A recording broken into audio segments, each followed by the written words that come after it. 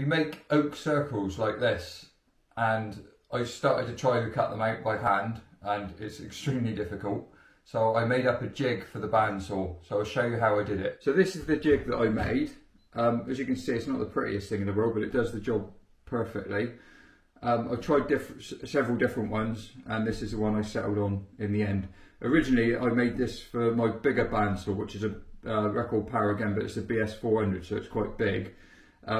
The problem I had with it was that the blade on that one only goes down so small, and as you can see on this one, this is the 6mm blade, so that goes round the corners on the smaller circles, whereas the bigger bandsaw and the bigger blade kept binding when I was trying to get round tight bends.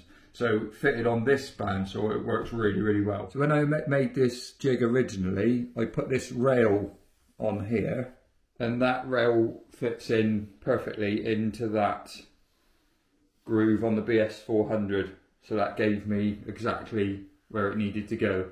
But as I said, I now use it on the BS9 smaller bandsaw, and I did start out, just as when I was trying it, and you could actually get away with this. I just clamped it down where it needed to go. There's I've put a small line in there, you might be able to see it, and that just lines up with the blade. So that's really the only really important bit, is that it's kind of in line, so it's in line with the peg when you come to put it on there. So originally I just put 2 clamps on it. On this bandsaw I've got 2 holes underneath, and I just screw it straight into the bed, and then I don't have to use the clamps, and it holds it in place. So construction wise, I found an old off-cut piece of chipboard that you can see here that was the right size, and these top pieces are actually oak, but it was a side of an old wardrobe that I had here. So what I did was I cut these at 45 degrees, so I had 2 top pieces cut at 45 degrees, and then cut these in at 45 degrees, and then slid that in, because this needs to move, obviously, to adjust the size of the circle that you need, but it needs to be quite tight as well.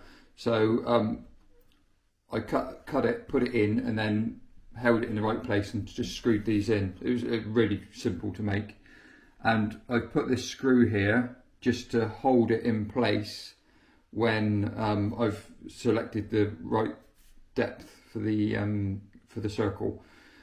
Ignore all these. I did try to set this up, but it's easier just to measure off when you're setting it up against the blade, because if you haven't got it in exactly the right place, these won't work. So as you can see here, I've drawn out the circle using a compass. You don't necessarily need to do that, but I find it easier because this is quite a small bed on here, so and I use quite big pieces of oak, so I run these through on the bigger bandsaw first, roughly, just to cut them out, so it's easier to know where they are. I then use a homemade bradawl, an old brad nail, to make the hole in the centre, and that's where the pin on the bed goes. Make that nice and deep.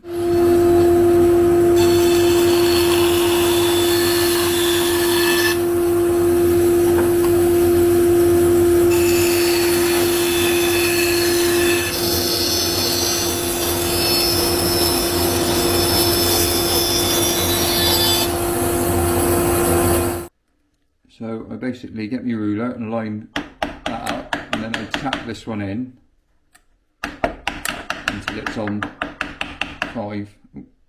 Right up to the blade.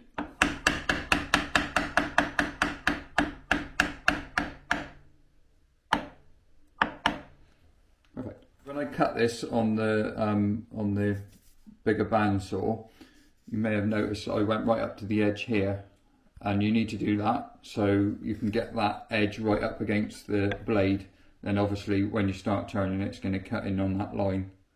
So the next thing is to get our hole there and put it over the pin that I've put in.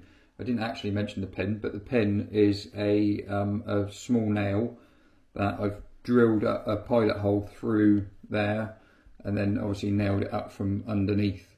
I put a little bit of glue on there just to make sure it stays exactly where I want it to be. So a bit of super glue, that was all. But obviously make sure that the head of the nail's in the wood, otherwise it would catch the bottom of here.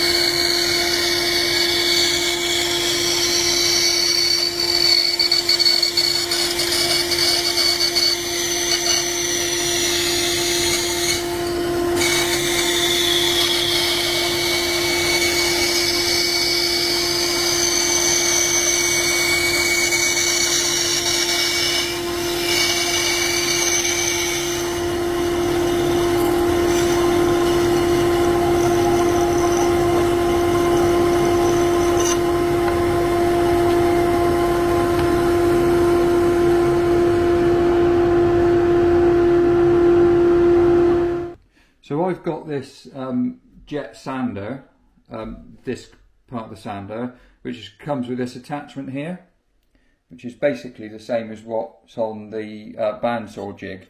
So once you've cut the thing out, basically I put that on there with this running, and then you just turn that into there and it sharpens there. So if you've got a disc sander without that attachment, you could pretty much make a replica of that to fit here, and you just clamp it on. So you could do the same sort of thing, just using the same sort of. But the this does cut it so accurately on the bandsaw that if you haven't got this set up and you've only got a belt sander, which is what I've got over here, you can get away with doing that. And how I do it is literally I wear a glove so it doesn't burn, and then hold it and let it sort of spin around, and that's enough to get a really good finish on that. I just wanted to mention the actual blade itself. I've tried lots of different types of blades, including record power cells, and I've really struggled to find something that's really sharp and stays sharp for extended periods of time. And for doing something like this, you need it to be a really quite sharp blade, otherwise it will wander off from the cut. I've stumbled across a company called Tuff Saws, spelt Tuffsaws. If you Google them, you'll find them online. It's a Welsh company, and they make all their own bandsaw blades.